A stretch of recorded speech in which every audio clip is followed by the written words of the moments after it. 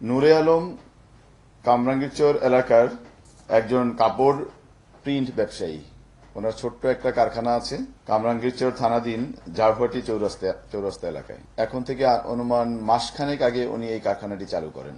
একটা ছোট্ট কারখানা, উনি নিজে এখানে কাজ করতেন এবং ওনার একজন কর্মচারী ছিল যার নাম মিরাজ, বাড়ি পটুয়াখালী। এবং কারখানাটি উনি যখন চালু করা শুরু করেন তখন তার অন্তত 5-7 দিন পরে, অর্থাৎ এখন থেকে 20-25 দিন আগে উনি মিরাজকে ওনার কর্মচারী হিসেবে নিয়োগ দান করেন এবং কারখানাটি কাপড় ছাপার কাজ, এই কাজগুলো চলছিল এর মধ্যে। গত বৃহস্পতিবার দিবাগত রাতে মিরাজ তার কিছু পরিচিত বন্ধুকে আমন্ত্রণ জানায় এই কারখানায় তার সাথে রাত্রিযাপন এবং আড্ডা দেওয়ার জন্য।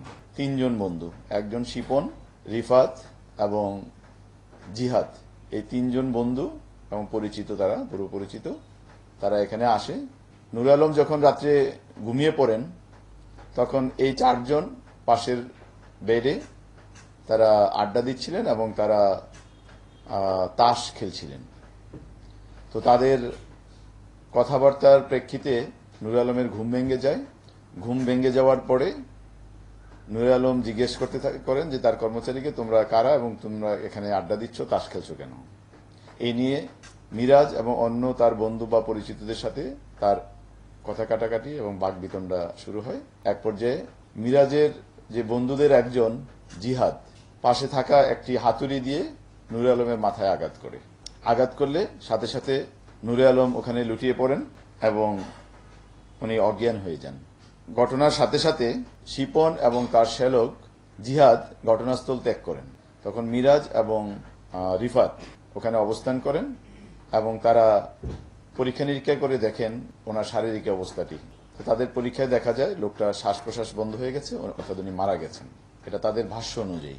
তখন মিরাজ এবং রিফাত নূরে আলমকে বেডের যে পার্শ্ববর্তী জায়গায় একটি ওয়াশরুম ছিল, টয়লেট ছিল, টয়লেটে টেনে নিয়ে যায়। টয়লেটে টেনে নিয়ে যেয়ে তার মুখে স্কচ টেপ দিয়ে বন্ধ করে দেয় এবং তার ভাষ্য মতে তখন সে মারা গেছে। তখন সে পুনরায় তার ওখান থেকে চলে যাওয়া শিপন এবং জিহাদকে ফোন করে যে তোমরা এই অবস্থা করে চলে গেলা, এখন আমি এটা নিয়ে কি করব? তখন মিরাজের ভাষ্য অনুযায়ী তারা বলে যে ঠিক আছে, আমরা আসছি, তোমরা থাকো। তো তারা আসার 15-20 মিনিট বা আধা ঘন্টা সময় নেয়।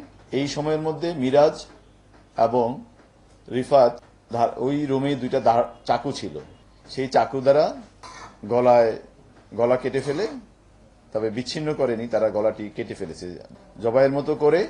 সাথে সাথে কোমরের উপর অংশ থেকে পায়ের নিচ পর্যন্ত এই 2টি অংশে ওই ধারালো চাকু এবং হাতুড়ি দ্বারা আঘাত করে আলাদা করে ফেলে। এর মধ্যে ওরা দুজনও চলে আসে। আবার চলে এসে 4 জনে মিলে ওই রুমে থাকা বিভিন্ন তোয়ালে, গামছা এবং পলিথিন এগুলো দিয়ে একটা প্যাকেটের মতো করে ফেলে। প্যাকেটের মতো করে ওই যে রুমে যে ছাপার কাজে ব্যবহৃত বড় টেবিলের মতো, ওই টেবিলের একটা কোনায় একপাশে ঢালাইকৃত যে জায়গাটা আছে, হালকা ঢালাইকৃত, নিচে ইট, উপরে সিমেন্টের প্রলেপ দ্বারা এরকম ঢালাইকৃত একটা জায়গায় তারা একটা গর্ত খুঁড়ে ওখানে ওই লাশটাকে মাটি চাপা দেয় 4 জন মিলে।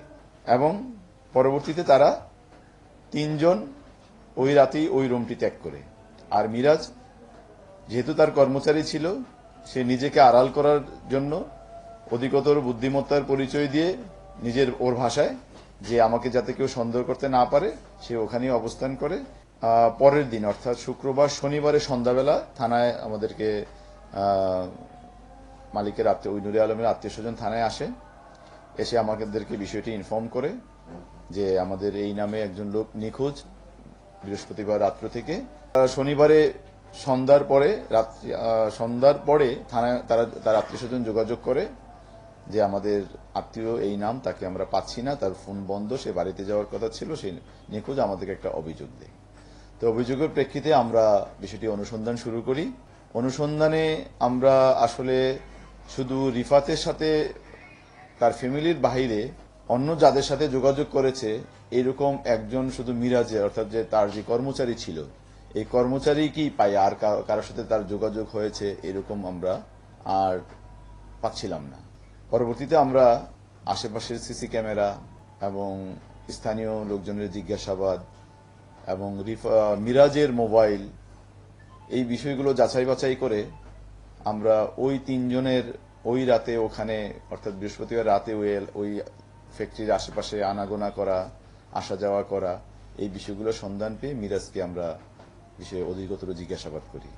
তো জিজ্ঞাসাবাদে মিরাজ ঘটনাটি এক পর্যায়ে আমাদের কাছে স্বীকার করে এবং সে বলে যে 4 জন মিলে তারা এই কাজটি করেছে এবং ঘরের যে ছাপা কারখানার যে জায়গাটিতে তারা পুঁতে রেখেছিল সেই জায়গাটি আমাদেরকে দেখায় এবং তার শনাক্ত মতে, ওই জায়গাটি শনাক্ত মতে গতকালকে বিকালের দিকে আমরা ওখানে তার লাশ উত্তোলন করি এবং আত্মীয় স্বজন, অর্থাৎ নূরে আলম যে ভিকটিম, তার আত্মীয় স্বজন এই লাশটিকে তাদের আত্মীয় লাশ অর্থাৎ নূরে আলমের লাশ বলে শনাক্ত করে।